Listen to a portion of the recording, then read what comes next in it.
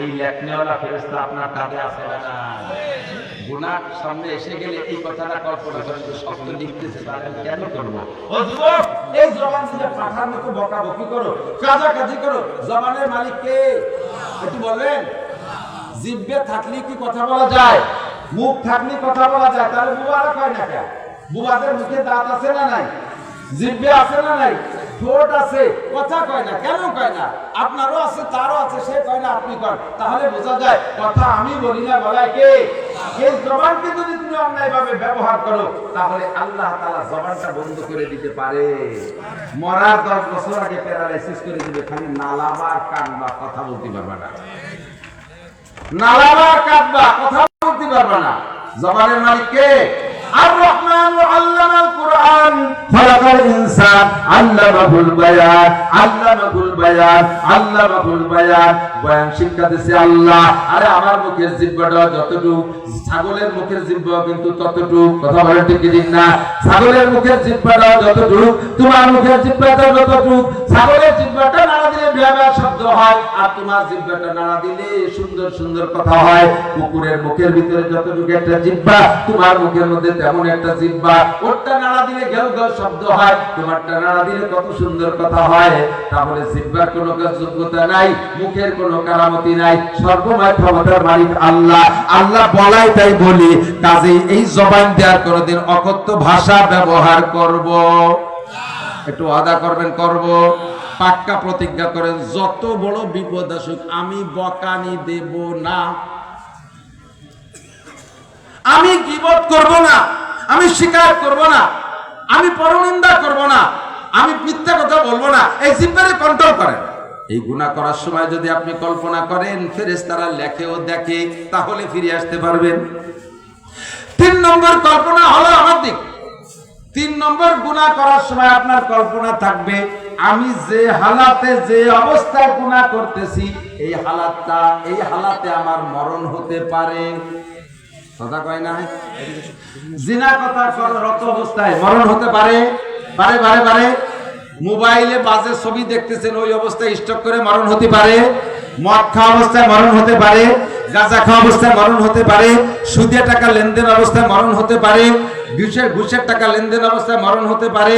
হ্যাঁ, মানুষের হক মারতেছেন, এই মানুষের হক নষ্ট করতেছেন, সে অবস্থায় মরণ হতে পারে। গান শুনতেছেন, সে অবস্থায় মরণ হতে পারে।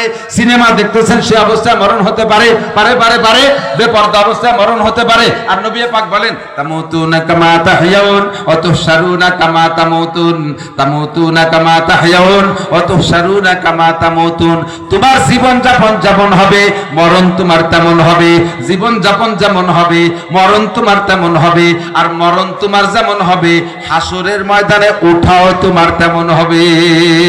ও দোস্ত, কোন হালাতে আছেন বর্তমানে? এখন আপনার বডি অবস্থা কেমন? একটু ইনকোয়ারি করেন নিজেকে নিজে। আপনি যেই বডি নিয়ে আছেন, এইটা কি নবীওয়ালা বডি? এইটা কি সাহাবীওয়ালা চেহারা? এইটা কি কোন তাবে মুস্তাহিদিনদের কোন চেহারার সাথে মিল আছে? আপনার বডি ফিগারটা কার সাথে মিল আছে আপনি দেখেন। এই অবস্থায় যদি মরণ হয়, খোদার কসম ওই চেহারায় উঠবেন।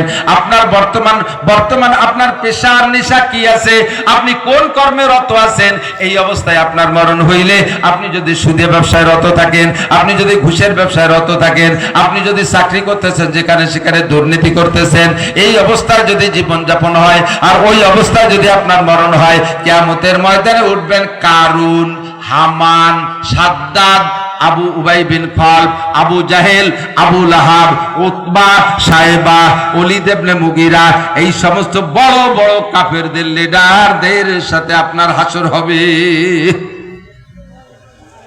একটু ভাবেন, তাহলে আমার মরণটা কেমন হওয়া দরকার? টুপি পরা অবস্থায় হোক, নামাজ অবস্থায় হোক, মসজিদে হোক, মুমিনের তামান্না থাকবে আমার মরণটা রমজান মাসে হোক। বলেন না আমিন? চান না? মুমিনের মরণ যদি রমজান মাসে হয়, তাহলে আল্লাহ তাআলা কিয়ামত পর্যন্ত তার কবর আযাব মাফ করে দেয়। আমার মরণটা রমজান মাসে হোক, আমার মরণটা রোজা অবস্থায় হোক, আমার মরণটা জুমার দিনে হোক, আমার মরণটা সোমবারে হোক, নবী পাকের মরণের সাথে মৃত্যুর সাথে তারিখ মিলিয়া সোমবারে আমার মৃত্যুটা হোক, আমার মরণটা আমার জীবনটা মক্কায় হোক, আমার মরণটা মদিনায় হোক। রহে মেরা মাসকান হওয়ালিয়ে কাবা, বনে মেরা মদফন দিয়ারে মদিনা, ওহা জলওয়া ফরমা হায়াতুন নবী হায় এহি জায়রিনে মজারে मदीना, साहिल से लगा दे मेरे इश्कों की सफीना, आंखों से दिखा दे मुझे मक्का ও মদিনা।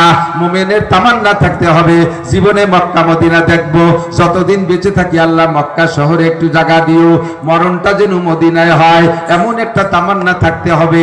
আমার মরণটা যেন জুমার দিনে হয়, আমার মরণটা যেন রমজান মাসে হয়, আমার মরণটা যদি মসজিদে হয় আরো ভালো, আমার মরণ যদি রোজা অবস্থা হয় তা আরো ভালো, আমার মরণ যদি তিলাওয়াত অবস্থা হয় তা ভালো, আমার মরণ যেন গাঁজা খাওয়া অবস্থায় না হয়, ইয়াবা খাওয়া অবস্থায় না হয়, জিনারত অবস্থায় না হয়, চুরি ডাকাতি অবস্থায় না হয়, গান বাজনা শোনা অবস্থায় না হয়, গীবতের আড্ডায়। এদিকে আপনাদের এদিকে লোকাল চাঁদ দোকান তো আছে, সব জায়গায় আছে। চাঁদ দোকানের দুটি নাম বলবো, আমি নাম তুলছি, একটা হলো দারুল ইফতাহ, চার দোকানের নাম দারুল ইফতাহ।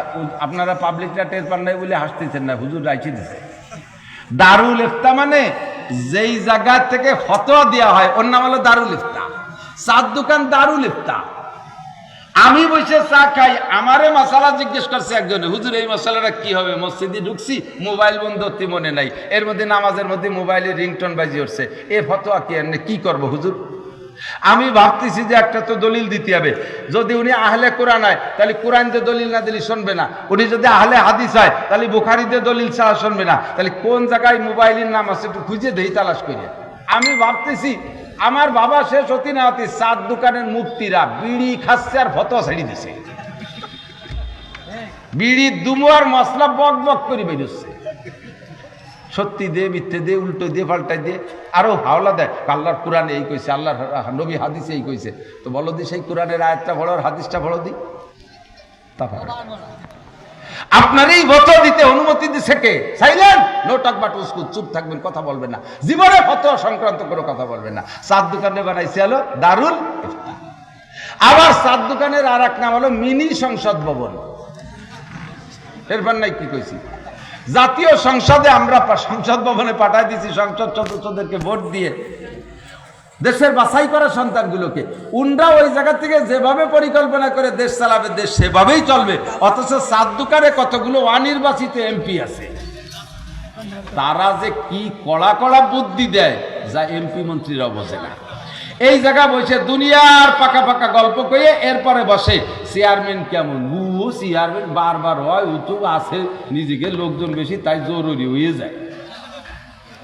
ওই এমপি ও চিনি, মেম্বার ও একটা দামলা, ও হুজুর গেও চিনি, চিনি সবাই রে চেনে, খালি উনারে নিজেরে চেনে না। তুমি আসো চা পাও দো বেনামাজি দাঁড়ায় মতো খাড়ায় খাওয়াই কে এটে পায়খানা করো, যত আকাম কুকাম সবই তুমি করো, নিজের ভিতরে বস্তাখানিক ময়লা রয়েছে, তা থাকতে তুমি চেয়ারম্যান ভালো না, মেম্বার ভালো না, হুজুর ভালো না, মন্ত্রী ভালো না, ইমাম ভালো না, পিসাব ভালো না, সব মানুষ খারাপ। এই ফতোয়া তৈরি করতেছো চার দোকানে বসে, এই যে গীবত শিকায়তের আড্ডা করছো, ওই অবস্থায় যদি মরণ হয়ে যায় তাহলে মরণটা কেমন হবে? আর এই জায়গায় বসে রয়েছেন কোরআন হাদিস শুনতেছেন, এই জায়গা যদি মরণ হয়ে যায় তাহলে এই ফিগারটাই, এই ফিল্ড সহ কিয়ামতের ময়দানে আপনার জন্য আমরা সাক্ষী হয়ে যাব। যদি কেউ জায়গা মারা যান, আমি যদি মারা যাই, সবাই সাক্ষী হবেন। আল্লাহ আমাদের হুজুর দূর থেকে এসে বয়ান করতেছিলেন, তার পাকে মারা গেছে, অনেক ভালো কথা শুনতেছিলাম, আপনারাই সাক্ষী দিলে আমার সব গুনাহ মাফ হয়ে যাবে। আপনার সম্পর্কে আমরা সাক্ষী দিব, তাহলে আমার জিন্দেগিটা এভাবে তৈরি হোক। আমি জিন্দগির বেশিরভাগ টাইম হাঁটা চলার ভিতর দিয়ে ছোট্ট একটা আমল করতে পারেন, হাঁটতে চলতে যে যত বেশি তওবা পড়বে, ইস্তেগফার পড়বে, আল্লাহ তাআলা তার রুজিতে তত বেশি বরকত দেবে। সুবহানাল্লাহ। তওবা পড়তে অনেক কিছু লাগে না, লম্বা তওবা আছে, ছোট তওবা আছে। আস্তাগফিরুল্লাহ আল্লাযী লা ইলাহা ইল্লা হুয়াল হাইয়ুল কাইয়্যুম ওয়া আতুবু ইলাইহি, আস্তাগফিরুল্লাহ রাব্বি মিন কুল্লি যামবি ওয়া আতুবু ইলাইহি। এটা একটু লম্বা। ছোট্ট তওবা আস্তাগফিরুল্লাহ ওয়া আতুবু ইলাইহি, বলেন আস্তাগফিরুল্লাহ ওয়া আতুবু ইলাইহি। লম্বা হয়ে গেছে নাকি? ওই বড় তওবারও যে মানে, এই ছোট ঢুকিরে সেই মানে। আস্তাগফিরুল্লাহ ওয়া আতুবু ইলাইহি, হাঁটতে চলতে আস্তাগফিরুল্লাহ ওয়া আতুবু ইলাইহি, নারী আর পুরুষ যে হালাতে আছেন আস্তাগফিরুল্লাহ ওয়া আতুবু ইলাইহি। আর সর্বক্ষণ তওবা করার সাথে সাথে পিছনে সব গুনাহ মাফ হয়ে গেছে, এবার মরণের জন্য রেডি থাকেন। নবী পাক বলেন, মান কানা আখিরু কালামি লা ইলাহা ইল্লাল্লাহ ফাদাখালাল জান্নাহ, যেই লোকটার জীবনের শেষ কলেমা হবে লা ইলাহা ইল্লাল্লাহ, ওই লোকটা যেন জান্নাতে চলিয়াই গেল। তাহলে মাঝে মাঝে আস্তাগফিরুল্লাহ ওয়া আতুবু ইলাইহি পড়বেন, আস্তাগফিরুল্লাহ ওয়া আতুবু ইলাইহি, ফাঁকে ফাঁকে একবার কলেমা পড়ে রেডি থাকবেন, লা ইলাহা ইল্লাল্লাহ, লা ইলাহা ইল্লাল্লাহ, লা ইলাহা ইল্লাল্লাহ। কষ্ট হয়, কষ্ট হয়। লা ইলাহা ইল্লাল্লাহ অভ্যাস করে নিলে এমন একটা মজা পাইবেন, দুনিয়ায় কোনো কিছুর মধ্যে এই মজা পাইবেন না। লা ইলাহা ইল্লাল্লাহ মাঝে মাঝে বলবেন মুহাম্মাদুর রাসূলুল্লাহ। আপনি 24 ঘন্টা রেডি, আপনি 24 ঘন্টা রেডি। এই হালাতে আপনার মরণ হয়ে গেলে বিনা হিসাবে জান্নাতি। মিস্টার ইবলিস আমাদের পিছনে লাইগা দুনিয়ায় এসে বহু গুনাহ করাবে, তো আল্লাহ তাআলা টোটাল গুনাহরে 2 ভাগ করে দিয়েছে। খেয়াল করি, কবিরা আর সগীরা, কবিরা আর সগীরা। যুবক যে কথাগুলো বলছি, খালি যুবককেই টার্গেট কেন করি? বুড়োরা এমনি ভালো হয়ে গেছে, চাকা পাংচার হয়ে গেছে, ঠ্যাং একখান কবরে চলে গেছে, বাহুবল দুর্বল হয়ে গেছে। এখন আকাম কুকাম করার থেকে অনাসে কি বলে থেমে গেছে, ব্রেক হয়ে গেছে। যুবকরা সমাজ নষ্ট করে বিদায় সব বক্তারা খালি যুবকদের টার্গেট করে বলে মাশাআল্লাহ ঠিক আছে, বুড়োরা ভালো হয়েছে তো হয়েই থাকুক, বুড়োরা আমলগুলো করবে। আমরা যুবকদের সর্বসেরা আমল বলবো, এর চেয়ে বড় আমল যুবকদের জন্য কিচ্ছু নাই। বলবো না? বলবো না?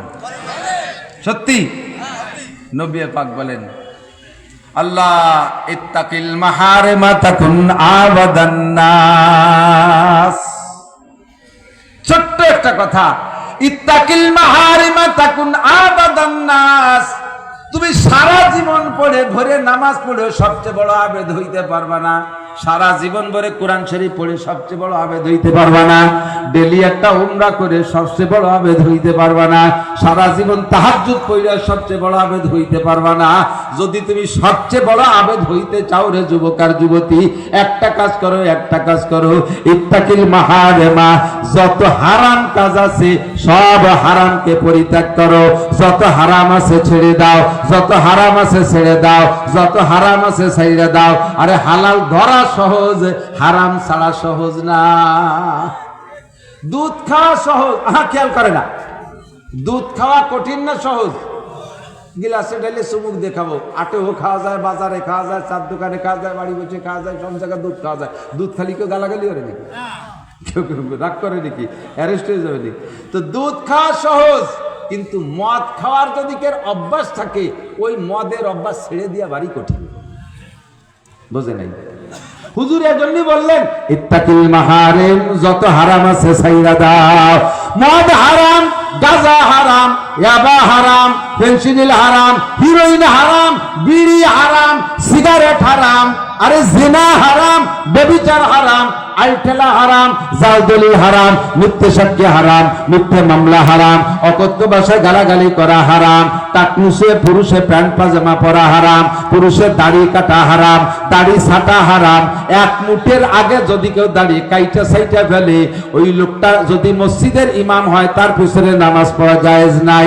এক মুঠের আগে দাড়ি যদি কেউ সাইটা ফেলে, এক মুঠ লম্বা হওয়ার আগে যদি কেউ দাড়ি কাইটা খাটো করে পেঁয়াজের দাড়ি, পেঁয়াজের ভাষায় দাড়ি দেখছেন না, একটুক একটুক দাড়ি, ওই বগলও যাটুক দাড়িও ততটুক, এইরকম পুচকে পুচকে দাড়ি, লুচ্ছ দাড়ি যারা যারা যারা রাখে তাদের পিছনে নামাজ হবে না। আহসানুল ফতোয়া, ফতোয়া আলমগিরি, ফতোয়া স্বামী, সব ফতোয়ার কিতাব। ইত্তাকিল মাহারিম, এই হারামগুলো ছাইড়া দাও। বউরে বেপর্দা করা হারাম, ভাবিকে দেখা হারাম, শরীয়তে পর্দার যে বিধান আছে পর্দা লঙ্ঘন করা হারাম, নারীরাও বেপর্দা করা হারাম, পুরুষের বেপর্দা করা হারাম। ইত্তাকিল মাহারিম, সব হারাম ছাইড়া দাও। তাকুন আবাদান নাস, তাহলে তুমি সবচেয়ে বড় আবেদ। সহজে নিয়ে আসছি না জায়গায়, একেবারে আসান কথা, সারা কোরআন হাদিসে গুছাইয়া ছোট্ট এক কথার মধ্যে নিয়ে আসছি। ইত্তাকিল মাহারিম, যত হারাম আছে ছেড়ে দেন। হারাম জানেন না এমন কোন মানুষ নাই, কোনটা হারাম আর কোনটা হালাল এটা জানেন না আমার মনে হয় সাবালেক কোন নারী আর পুরুষ নাই। আরে ভাই একটা জবাব দেন, আব্বারে দাড়ি ধরে ঘুষি দিয়া একটা উমরান নেকি না? আব্বার দাড়ি ধরে একটা বক্সিং দিলে একটা হজের সওয়াব, মার চুল ধরে একটা থাপ্পড় দিলে একটা উমরান নেকি? এটা নেকি না গুনাহ? কথা কন, নেকি না গুনাহ? তো এইভাবে যা বলবো, জিনা করা নেকি না গুনাহ, মিথ্যে কথা বলা নেকির কাজ না গুনার কাজ? সব গুনার কাজ জানেন। যেই সমস্ত গুনাহগুলো আপনি জানেন ইত্তাকি, আপনি ওর থেকে ফিরে আসেন, তাকুন আবাদান নাস, তাহলে হবে সবচাইতে বড় হবে। তো টোটাল গুনাহ শয়তান দুনিয়া যে হুজুর চলে আসছে, আমি আর কথা বলবো না, আমার তো বহুত লং জার্নি। তো সম্পূর্ণ কি বলা হয়, যত গুনাহ আছে দুনিয়ায় বাহ্যিকভাবে গুনাহকে দুই ভাগে বিভক্ত করা হয়েছে, কবিরা আর সগীরা, দুই নাম, কবিরা আর সগীরা। তা আল্লাহ পাক এবার নিজেই বলেন ইনতাজতানিবু কাবাইরা মা তুনহাউনা আনহু, যেই কবিরা গুনাহ থেকে তোমাকে ফিরে থাকতে বলা হয়েছে, বিরত থাকতে বলা হয়েছে, নিষেধ করা হয়েছে। ইনতাজতানিবু কাবায়ের, কবিরা গুনাহগুলো যদি ছেড়ে দিতে পারো, নুকাফিরানকুম সাইয়্যাতিকুম, আল্লাহ পাক বলেন তোমার জীবনে যত সগীরা গুনাহ হবে সব সগীরা গুনাহ আমি আল্লাহ বিনা তওবায় ক্ষমা করে দেব। মাত্র তিনটি আমলের মাধ্যমে সেরেফ নাম বলে দেই। হুজুর বলেন আসসালাওয়াতুল খামস, 2 নম্বরে আল জুমআতু ইলা জুমআ, 3 নম্বরে রমাদানু ইলা রমাদান, মুকাফিরাতু মা বাইনাহুন্না ইজাজতানাবাল কাবায়ের। হুজুর বলেন 5 ওয়াক্ত নামাজ যদি কোনো ব্যক্তি পড়ে, প্রত্যেক 2 নামাজের মাঝখানে গ্যাপ আছে। আমার হাতের দিক তাকান, আমার হাতের দিক, বৃদ্ধাঙ্গুলের মাথায় ফজরের নামাজ, শাহাদাত আঙ্গুলের মাথায় যোহর, আসর, মাগরিব, ঈশা। খেয়াল করছেন? এইটার মাথায় যদি ফজর হয় আর এর মাথায় যদি ঈশা হয়, আর এই মাঝখানের গ্যাপগুলো প্রত্যেক 2 ওয়াক্তের মাঝখানের গ্যাপ, তাহলে এই ফজর আর এই ঈশা সারা রাতের লম্বা গ্যাপ, সারা রাতের। তো 5 ওয়াক্ত নামাজের মাঝখানে যে গ্যাপে গ্যাপে যত সগীরা গুনাহ হবে 5 ওয়াক্ত নামাজের ওসিলায় আল্লাহ তাআলা সব মাফ করে দিবেন। 2 নম্বর ফিল্টার, 2 নম্বর ফিল্টার, পানিতে আয়রন থাকলে ফিল্টার করে, পাথরের হাড়ি থাকে, কয়লার হাড়ি থাকে, বালুর হাড়ি থাকে, এই 3 হাড়িতে ফিল্টার হয়। তো 1 নম্বর বালুর হাড়ি, সেটাই ফিল্টার হয়েছে 5 ওয়াক্ত নামাজ। 2 নম্বরে কয়লার হাড়ি, এটা হলো জুমআতুল জুমআ, কালকের আগের দিন জুমার নামাজ পড়েছেন, আগামী জুমায় নামাজ পড়বেন, মাঝখানে 6 দিনে যত গুনাহ সমস্ত গুনাহ মাফ। 3 নম্বর রমাদানু ইলা রমাদান, 3 নম্বর হাড়িতে পাথর রাখছি, এই যে ফিল্টার হবে কি রমাদানু ইলা রমাদান। গত রমজানে রোজা রেখেছেন, এই যে 2 দিন আগে রোজা গেল, আল্লাহ বাঁচালে আগামী রমজানে রোজা রাখবো ইনশাআল্লাহ। কতক্ষণ রাখবেন? ইবাদত শুধু রমজান মাসেই, রমজান মাসে মাশাআল্লাহ যথেষ্ট মুসল্লি। ঈদের যে মসজিদে খতম তারাবি হয়েছে, খতম তারাবি হয়ে যাওয়ার পরে শেষের সূরা তারাবির কয়েকদিন ইমাম আর মুয়াজ্জিন ছাড়া মুসল্লি পাই না। রমজান চলে যাওয়ার পরে ফজরে মুসল্লি নাই। তো রমজানে রোজা রেখেছেন, আগামী রমজানে রোজা রাখবেন, মাঝখানে 11 মাস যত গুনাহ হয়েছিল সমস্ত আপনার 1 কোটি টাকা দেওয়া হবে আগামীকাল বেলা 12টায়, আর বেলা 1টার সময় আপনার ফাঁসি দেওয়া হবে। তাহলে এই 1 কোটিটা আর কোনো স্বাদ আছে? আপনি কি বলবেন, বাবা ওই 1 কোটিও ছাড়িয়ে দিলাম, ভিটে বাড়ি যা আছে সব ছাড়িয়ে দিলাম, আমার জীবনটা ভিক্ষা চাই, কথা বলবেন কিনা?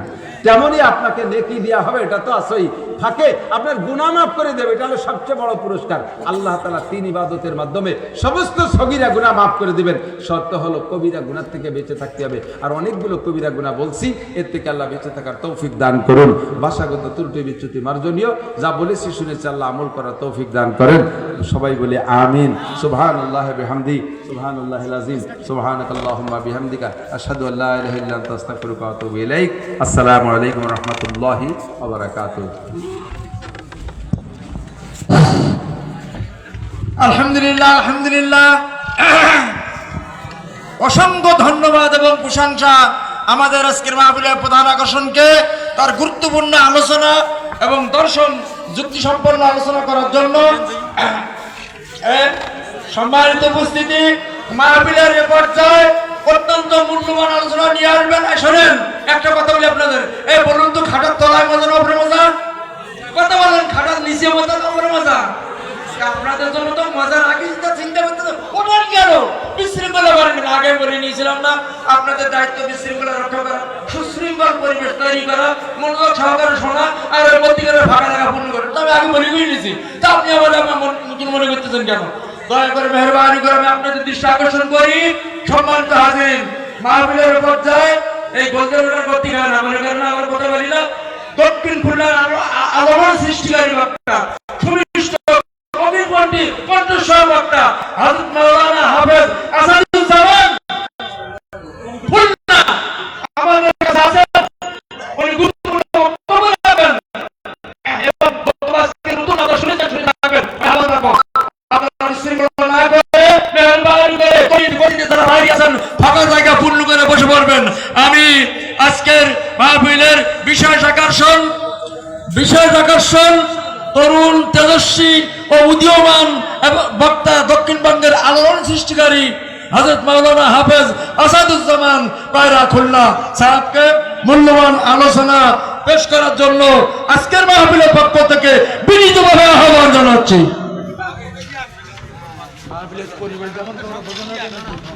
আরে সবার বিষয় লাইন নাই, এই অবটার লাইন নাই, লাইন দাও, লাইন দাও, লাইন দেন।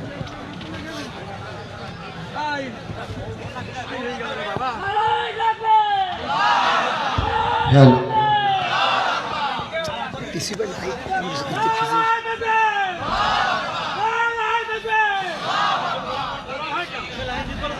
আসসালাম।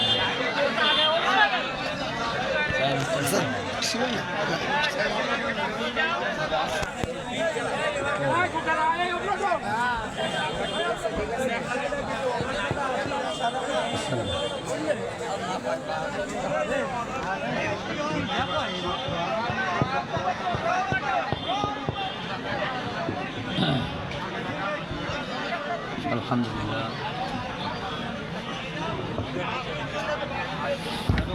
সেটা দেন। আসসালামু আলাইকুম ওয়া রাহমাতুল্লাহি ওয়া বারাকাতুহু। আপনারা সবাই কেমন আছেন? আপনারা সবাই ভালো আছেন? আলহামদুলিল্লাহ।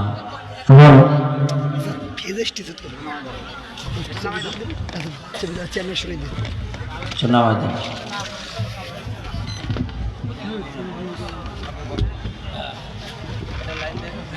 এটা আমি বলতে থাকি, আমাদের শত্রু হলো শয়তান, আর শয়তান হলো দুই প্রকার, একটি হলো জিন শয়তান আর একটি হলো নফস শয়তান। যদি কেউ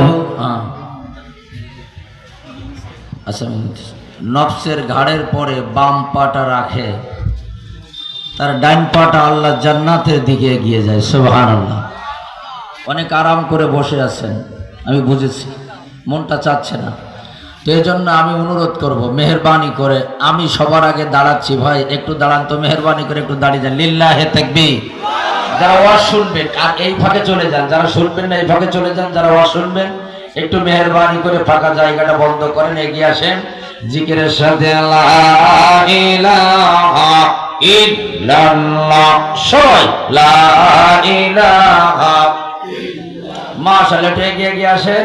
আর যারা শুনবেন না এই ফাঁকে চলে যান। এখনো গোটা বাংলাদেশে সারা রাত ব্যাপী মাহফিল হয় আমাদের এই সাতক্ষীরা আর খুলনায়, ঠিক কিনা বলেন? হ্যাঁ, এই জন্য সমস্যা নাই, রাত এখনো অনেক হয় না, 12টা বেজেছে।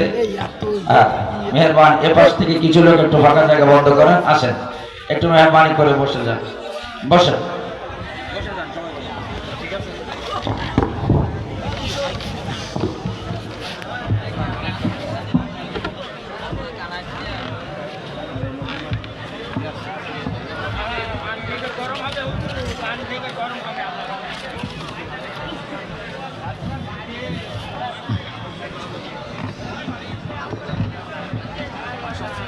ঠিক আছে, থাক থাক, সমস্যা নেই, বসেন ভাই, বসেছেন।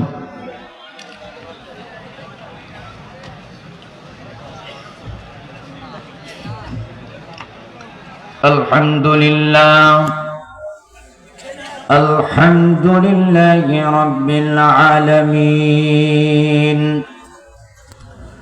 والصلاة والسلام على سيد المرسلين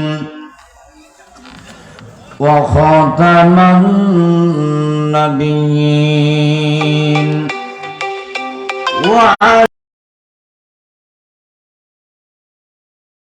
بعد فقد قال الله تعالى في كلامه المجيد وفرقانه الحميد মধুর শয়তান কি আমরা সকলে পাঠাচ্ছি আমার সাথে একটু জবান সকলে পড়ুন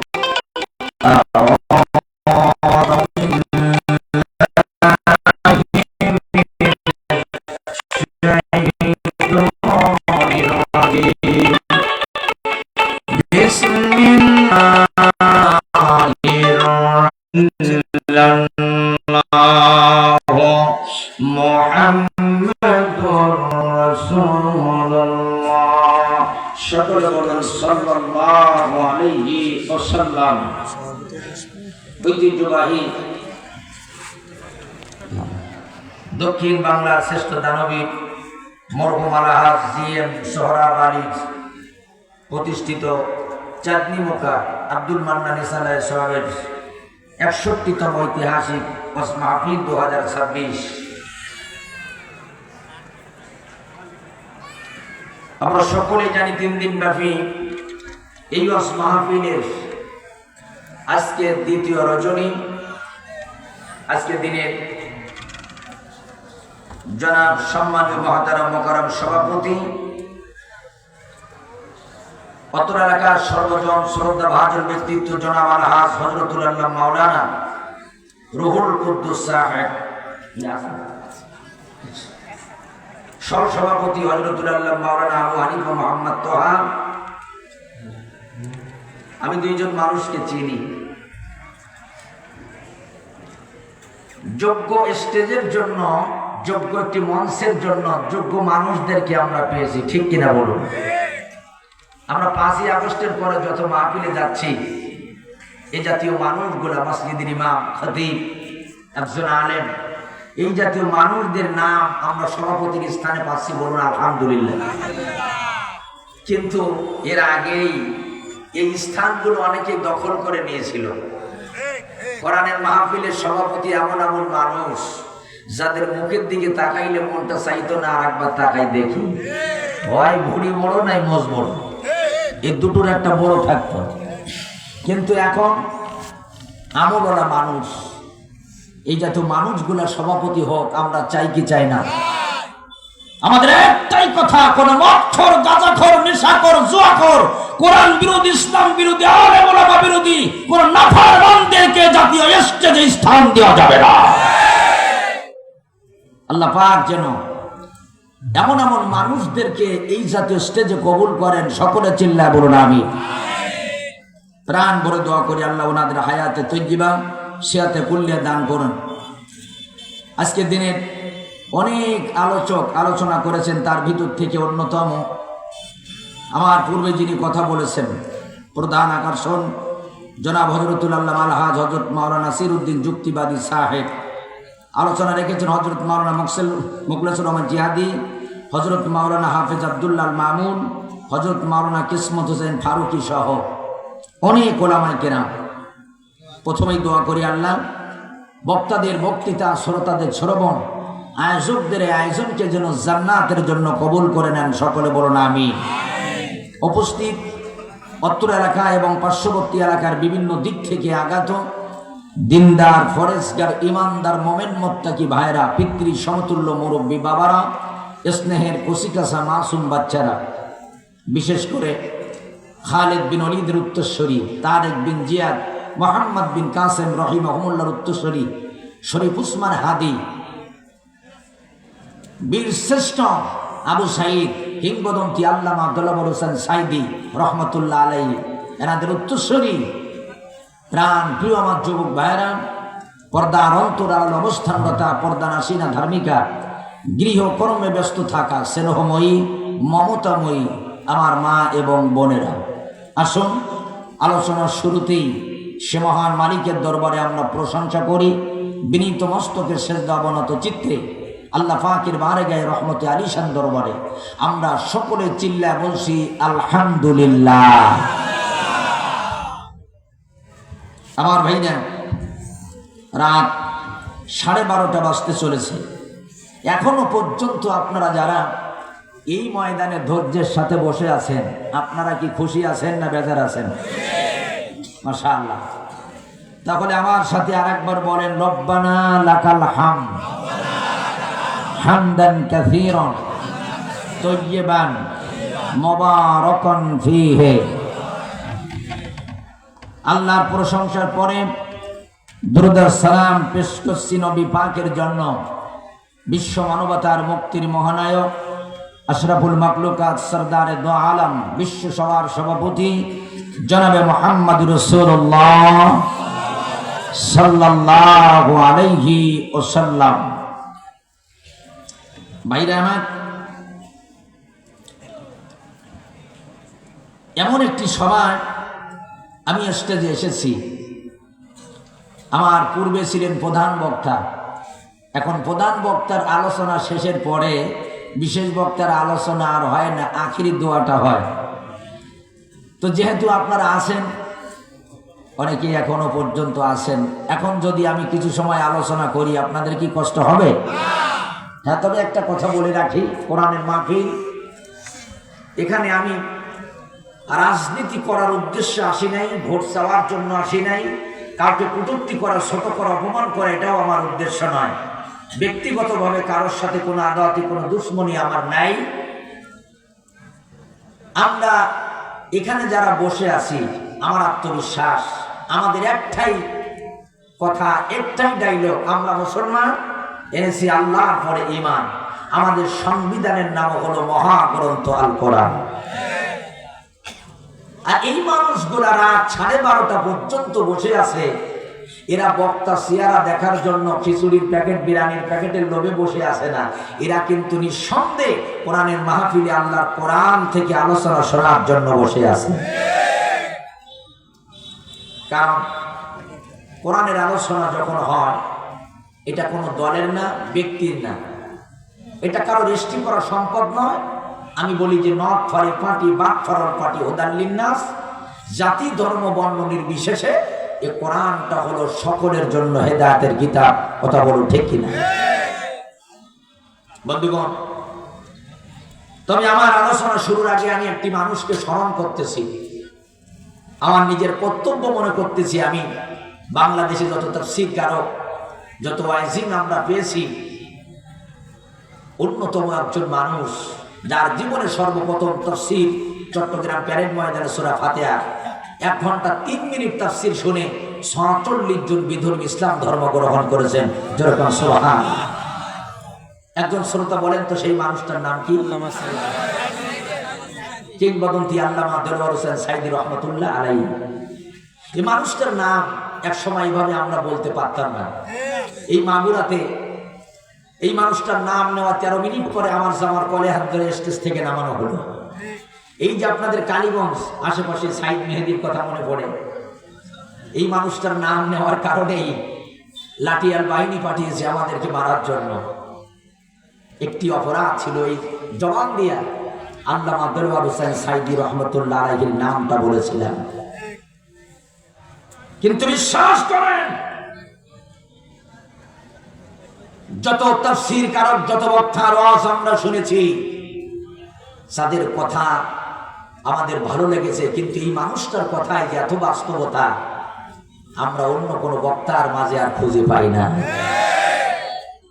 যার একটি কথা বারবার মনে পড়ে, অত্যাচার, নির্যাতন, জুলুম এগুলো বন্ধ করো, তারা বলে সময় একদিন আসতে পারে, এমন একটা সময় হতে পারে পালানোর জন্য এই দূরের গর্ত খুঁজে পাবা না।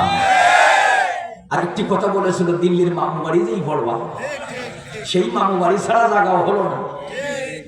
আমার ভাইরা, আমি বলতাম আরশের মালিক 5ই আগস্টের পরে এই মানুষটার একটা মাহফিল করার সুযোগ তুমি দিলে না কেন? আজকে এরকম ময়দান নয়।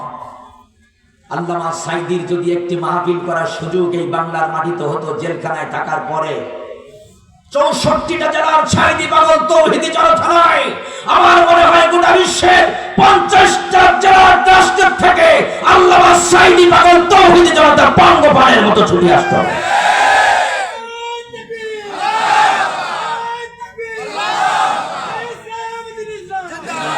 আমার বন্ধুগণ, আমি আলোচনার শুরুতেই সেই মানুষটা স্মরণ করতেছি। কেন জানেন? এই মানুষটা নকল বাংলাদেশে অনেক বক্তা করে, কেউ দেখবেন তার দাড়ি নকল করে, কেউ টুপি নকল করে, কেউ আছে এই মানুষটা ওয়াজের সুর নকল করে, মোনাজাত নকল করে, কিন্তু এই মানুষটার আদর্শ অনেকেই আমরা নকল করতে পারি না। তার যত আদর্শ ছিল তার ভিতরে অন্যতম একটি আদর্শ আমার মনে পড়ে যায়। উনি বলতেন যে বিড়ালের মতো 500 বছর বেঁচে থাকতে চাই না, সিংহের মতো 1 ঘন্টা বেঁচে থাকতে চাই, হাসতে হাসতে ফাঁসির মঞ্চে যাবে, রাষ্ট্রপতির কাছে জীবন ভিক্ষা চাওয়া হবে না। এটা হলো অন্যতম একটি আদর্শ। এজন্য ওয়াজ নয়, আমাদের ইমানটাকে বেশি করে, আমাদের ইমানের চার্জ বেশি করে দিতে হবে। কারণ আজকে মুসলমান তাদের ইমানটা, এই মূল্যবান সম্পদটা হারাতে বসেছে। 3টা ঝাঁকি দিল আর মসজিদ অর্ধেক খালি হয়ে গেল।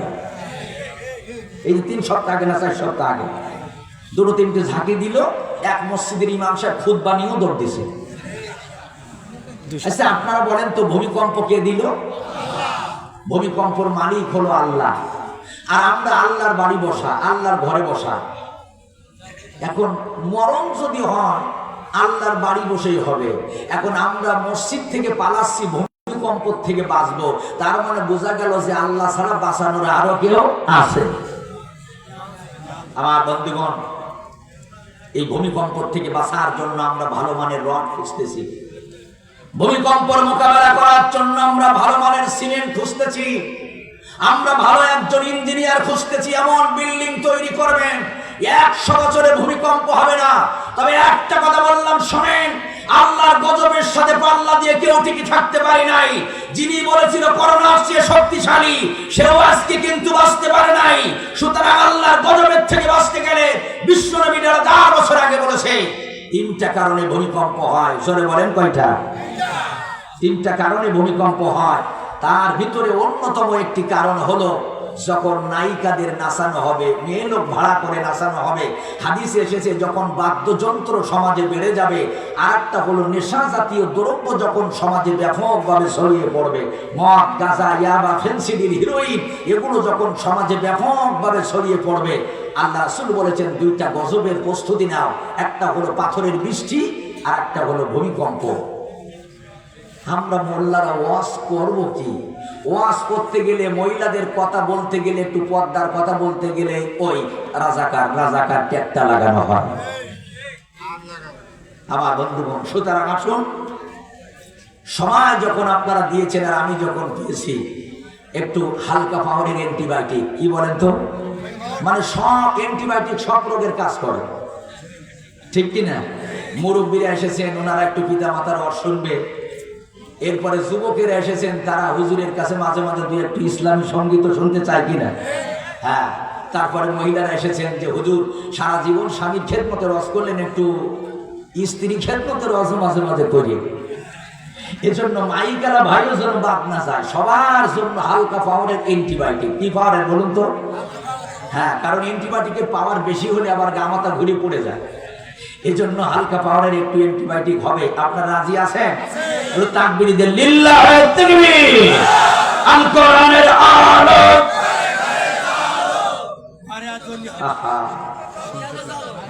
আচ্ছা, আমার ওয়াজরা নিয়মিত শোনেন, এই ওয়াজটা আমি করেছি বাংলাদেশে আমার গবেষণায়, যে এই আল কোরআনের আলো ঘরে ঘরে জ্বালো। বলেন তো এটা কার কথা? এটা হলো আবু জেহেলের কথা। কার কথা জানেন? আবু জেহেল বলতো, ভাতিজা তুমি কোরআনের আলো ঘরে জ্বালাও, আমার সমস্যা নেই, কিন্তু বাইরে জ্বালানো যাবে না, আমার আপত্তি আছে। এখন আবু জেহেলের এই কথাটা আমরা বাংলাদেশে নকল করেছি 54 বছর 55 বছর। আল কোরআনের আলো ঘরে ঘরে জ্বালাও, আল কোরআনের আলো ঘরে ঘরে জ্বালাও। 55 বছর ঘরে ঘরে কোরআন জ্বালাইছি, সত্য করে বলেন ঘরে এখন কোরআন বেশি জ্বলে না সিরিয়াল বেশি চলে? যে কোরআন 55 বছর ঘরে জ্বালানোর পরে সিরিয়াল বন্ধ হলো না, 55 বছর ঘরে কোরআন জ্বালালাম, কনসার্ট, পুতুল নাচ, যাত্রা বলা বন্ধ হলো না, মহিলাদের স্কিন ডিভাইডেড করা বন্ধ হলো না, এখন আয়নার সামনে ঘন্টা ঘন্টা দাঁড়িয়ে মেকআপ বন্ধ হলো না। এই কোরআন আর আমরা ঘরে রাখতে চাচ্ছি না, টেনে বের করে এমন একটা জায়গায় কোরআন আমরা নিয়ে যাব যেখানে কোরআনের আগুন জ্বলবে, মুসলিম নামদারি মুনাফিকের বাচ্চাগুলো পালাতে বাধ্য হবে। এজন্য আল কোরআনের আলো সব জায়গায় জ্বালো। যদি সংসদ বলতে ভাসুরির নাম বাদে বলবেন সব জায়গায় জ্বালো, তাও ভালো, কিন্তু শুধু ঘরে ঘরে জ্বালানো যাবে। এবার বলুন আল কোরআনের আলো সংসদে জ্বালো, লিল্লাহি তাকবীর। শুরু হচ্ছে তাফসীর। কোরআনুল কারীমের 114টা সূরা, 15 নম্বর একটি সূরার নাম হলো সূরাতুল হিজর। সূরাটার নাম কি? হিজর। হিজর শব্দের অর্থ হলো পাথুরি পাহাড়। আমি এই সূরা 43 এবং 44 নম্বর আয়াতে কারিমা আপনাদের সম্মুখে তেলাওয়াত করেছি। ইনশাআল্লাহ আল্লাহ চাইতো এই আয়াতের উপরেই কিছু কথা আপনারা দোয়া করবেন তো? বলেন ইনশাআল্লাহ। আমার সাথে আয়াত কেনা পড়ে নেন। বিসমিল্লাহির রহমানির রহিম। ওয়া ইন্না জাহান্নামা লামাউইদুহুম আজমাইন। জোরে কোন আল্লাহু আকবার। নিশ্চয়ই জাহান্নামটা হলো সকলের প্রতিশ্রুতির একটি জায়গা। আল্লাহ পাক বড় সাধ করে মহব্বত করে আমাদের দুনিয়াতে পাঠাইছেন। ও বান্দা, আমার ইবাদত করবা, আমার গোলামি করবা, আমার দাসত্ব করবা। শয়তান অনেক ধোঁকা দিবে। তুমি যদি আমি রব আমার দিকে থাকো, ওয়ালাকুম ফিহা মা তাশতাহি ওয়ালাকুম ফিহা মা তাদউন, জান্নাত নামক এমন জায়গা আমি তোমাদের দেব, এই জান্নাতের ভিতরে তোমরা যা চাবে তাই পাবে। সুবহানাল্লাহ। কিন্তু বান্দা সাবধান, দুনিয়াতে গিয়া যদি শয়তানের গোলামি করো, শয়তানের দাসত্ব করো, মন চায় জিন্দেগি পরিচালনা করো, ঈদের আনন্দর নামে পিঠটাকে কলঙ্কিত করো, কুলুষিত করো, তাহলে তোমাদের জন্য আর একটা জায়গা আমি বানায় রাখছি। বলেন তো এই জায়গাটার নাম কি? হ্যাঁ, এই জন্য ওয়াইন্না জাহান্নামা লামাউইদুহুম আজমাইন। নিশ্চয়ই জাহান্নামটা হলো আল্লাহর প্রতিশ্রুতির, মানে সকলের প্রতিশ্রুতির একটি জায়গা, একটি স্থান, আমরা সকলে জানি। আল্লাহ রাব্বুল আলামিন ডেকে বললেন লাহা সাবআতু আবওয়াব। জাহান্নাম হলো একটা, তবে ওই জাহান্নামের আমি আল্লাহ দরজা বানাইছি 7টা। জোরে বলুন কয়টা? এ কি মোল্লার কথা না আল্লাহর কথা? লাহা সাবআতু আবওয়াব, জাহান্নামের দরজা হলো 7টা। আল্লাহ রাব্বুল আলামিন ডেকে বললেন লিকুল্লি বাবিম মিনহুম জুজউম মাকসুম। এক একটা দরজা এক একজনের জন্য নির্দিষ্ট করা থাকবে। জোরে কোন আল্লাহু আকবার। জাহান্নামের দরজা কয়টা? 7টা। কি বলেছে আল্লাহ পাক? সূরাটার নাম সূরা হিজর, আয়াত নাম্বার হলো 43 44। প্রথমে আপনি দরজার নামগুলো মনে রাখেন। প্রথম নাম্বার দরজার নাম হবে জাহান্নাম। প্রথম দরজার নাম কি? জাহান্নাম। দ্বিতীয় দরজার নাম হলো লাযা। তৃতীয় দরজার নাম হলো হুতামা। চতুর্থ নাম্বার দরজার নাম হলো সাঈদ। পঞ্চম নাম্বার দরজার নাম হলো সাকার। আর ষষ্ঠ নাম্বার দরজার নাম হলো জাহিম। আর সপ্তম নাম্বার দরজার নাম হলো হাবিয়া। ওটা হলো 7টা। আমার বন্ধুগণ, 7টা দরজা দিয়া সকলে একসাথে প্রবেশ করবে না। মন চাইলেই কেউ এক দরজা দিয়ে যাবে না। দুনিয়ার জমিনে যে যেমন কর্ম করবে, ওই কর্মের উপরে তার জন্য ওই জাহান্নামের একটা দরজা নির্ধারণ থাকবে। আমি এখন কোরআন থেকে তাফসীরের লাইনে যখন আলোচনা করব, তখন আপনি বুঝতে পারবেন যে আমি কোন দরজার মেহমান। কারণ কোন আপত্তি থাকবে? তাহলে প্রথম দরজা দিয়া কারা যাবে? এটা যদি আপনি দেখতে চান কোরআনুল কারীমের 9 নম্বর সূরা, সূরাটার নাম সূরাতুত তাওবা। সূরাটার নাম কি? 68 নাম্বার আয়াত। কত নাম্বার? এখানে পেয়ে যাবেন। আল্লাহ রাব্বুল আলামিন ডেকে বললেন, ওয়া'আদাল্লাহুল মুনাফিকিনা ওয়াল মুনাফিকাতি ওয়াল কুফফারা নারা জাহান্নামা খালিদিনা ফিহা। মুনাফিক পুরুষ আর মুনাফিক নারী, বলুন তো মুনাফিক। আল্লাহ পাক বলেন মুনাফিক পুরুষ আর মুনাফিক নারী